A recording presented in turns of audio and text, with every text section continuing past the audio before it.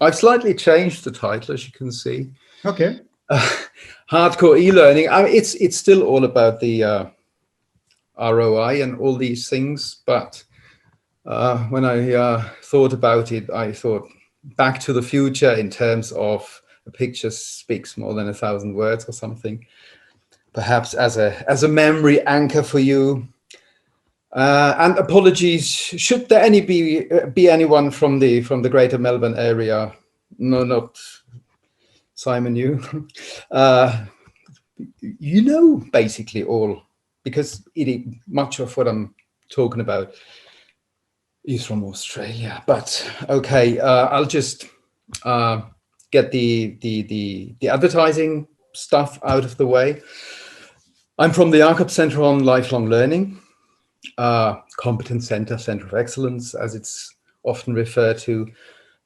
We basically deal with all things work-related learning. And basically, I'm mentioning this not so much as an advert, but just to give you an idea where it comes from, what I'll be presenting, not so much from the lab and the ivory tower and for scientific journals in the first place, but we work with organizations, in organizations, for, well, not organizations, but the people in the organizations. And that's just basically as the background. And we try to make it as real world as possible. And the E in the e-learning basically is in the multimedia, in the learner control, self-regulated learning, the modularity, all the bells and whistles modern e-learning is supposed to have. And definitely there's nothing wrong with that. That makes e-learning attractive. Learning at your fingertips, in your own time, at your own pace, and all these things. So basically it's the right way to go. And maximizing the return on investment suggests there may be a few rooms for development. And I'm not saying this ex cathedra from sort of like from science to practice, but when we work with organizations, we often find that the potential is underutilized and there is more that could be done. And when we found that some organization that meets with some organizations, several organizations' interest, and that's perhaps how I got invited. And so perhaps you'll find it useful too, because actually I'll be looking at the odd couple, at the devil and the details, because the difference between a good e-learning and a very good e-learning sometimes is in those details. So what the heck am I talking about? Learner control. You've finished your video that gave you the learning content. And in the red box here, you can start the quiz to see what you've learned, which will sort of like give you a bit of feedback. Am I already there? And then you start the quiz. Something like that. You get asked those questions, multiple choice that we all know. And the question is that an appropriate assessment? Is it assessing your learning? Or is it assessing something else? Now that's where the Australians come in, John Biggs. You can't really tell if you don't know the intended learning outcomes. Zooming in on that,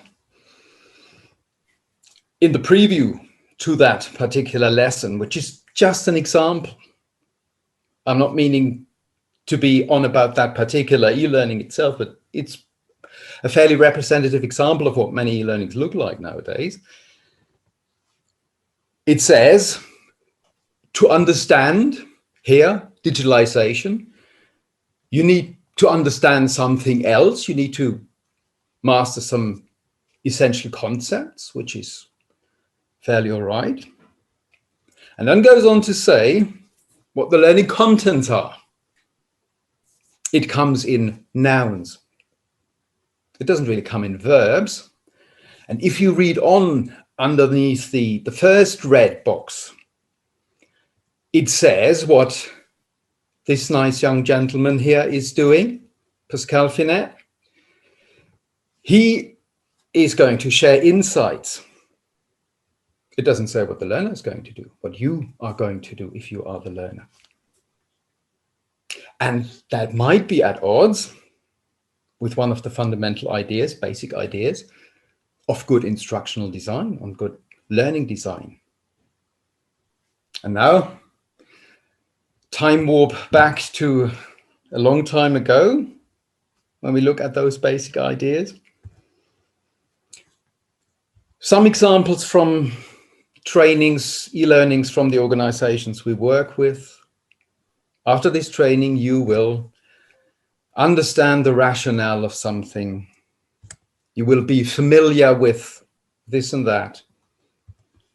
You will have developed awareness, which sounds good, which sounds attractive, which is what we want to do. We want to understand and be familiar with stuff. Technically speaking, however, it's very difficult to tell what participants in those trainings actually are going to learn, because all of these learning outcomes are ill-defined as long as you don't specify what understand and be familiar and have developed awareness actually means and how you can actually assess that.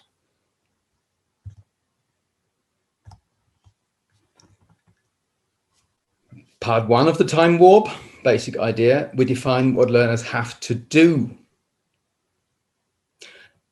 In a way, it sounds polemic, but if you give it a minute's reflection, it makes a lot of sense to say, actually, we don't learn so much as to know, but in actually, learning should enable us to do something.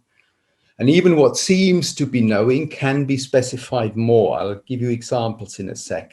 And also, and that's even older stuff, learning takes place through the active behavior of the learner. It's what the learners do, not what the teacher does. So if that nice gentleman shares insights with me, still doesn't say much about what I do as a learner and what I'm supposed to do. And if I sit and listen, I often call it sit and listen learning, chances are I learn less than I could be learning, especially if I don't really know what I'm supposed to be learning. So if these are examples of ill-defined learning outcomes, what could be well-defined outcomes? Also examples from organizations. They've learned their lesson in a way, and they specify, for example, learners are able to classify something, to modify existing concepts towards some specified goal, or to give explanations. And if you define outcomes like that, then you've got a handle on how to assess if those outcomes can be reached or have been reached. So the learning outcomes, they define how to assess reaching of those outcomes, and also gives learners quite a clear idea, goal clarity, quite a clear idea of what they're supposed to be learning. It's often summarized as constructive alignment. The intended learning outcomes are key. They define what learners should be able to do after a learning unit.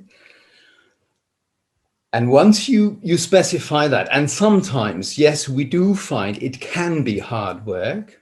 It's not the sort of thinking many learning authors are used to. It's sort of like, we throw this and that kind of content at them, and then we quiz a bit and everything, and yeah, well, and it makes intuitive sense. If it is really the kind of content one needs, you can, strictly speaking, you can only tell after you specify where you want to go to. If you do, if you go that extra mile, it all falls into place nicely, because then you know what the information is that learners need to attain that learning outcome, which has been sufficiently specified to make it all sort of like measurable, tangible. Then you also know what the learning activity could be. Basically, you need to get learners to process information in a way that has been defined in the outcome. And if you want someone to be able to classify or modify or explain, then basically that's where actually the name training comes from. They have to practice that. If they only hear about it, that's a bit like, sort of like hoping to learn ballet dancing from going to the ballet every night and watch it. That's a bit ridiculous, isn't it? And then the assessment is pretty clear. If you specify an activity, an action in your outcome, something learners need to be able to be doing, well, then you assess them on doing that. And then you maximize learning effectiveness. Gives you a wonderful checklist. Are our e-learnings designed along that rationale? And the answer is quite often. And of course, it sounds like bashing organizations. It's just what we often see. And many of the questions we get are along the way of that rationale. It's often a classroom style mix of basic facts, a primer on her, essential and somehow relevant factoids. And what we often find is that that can undermine learning motivation, because if you lack the clarity, what am I supposed to do with that stuff that I'm currently taking in? The lower the clarity, the uncertainty, the lower the satisfaction.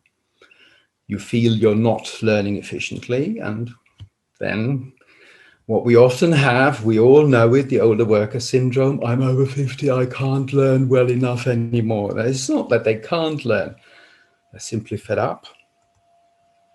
Worst case scenario can even fuel fears about your ability to learn. So the potential benefits here, ideally you start from the competency model. If you know what your staff are supposed to be doing, when do they do their job right, then you can specify what the learning, you can determine the gap, skills, knowledge, and everything. Then you can, based on that, define the learning outcomes. And then you've got a handle on defining the blending. When is e-learning right? When is classroom right? When is collaborative or whatever sort of learning? All those, they all make an awful lot of sense, or they make more even of sense if you get that right. If you not just mix them and blend them because you want to give learners a bit of variety and make it less boring, but then you can best determine which format best serves which purpose. And within the learning unit, the micro level structuring, when to quiz and when to put in videos or let them write something or record something or whatever, that can pretty well be specified.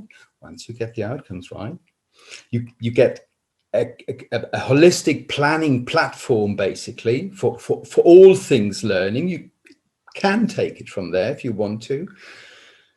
And because the contents and the activities are aligned with the outcomes, you declutter. Do I also have to mention, will they also need knowledge about, yeah, from the outcome you can tell. If your outcome isn't clear, yeah, perhaps I should tell them a bit about, yeah, perhaps not.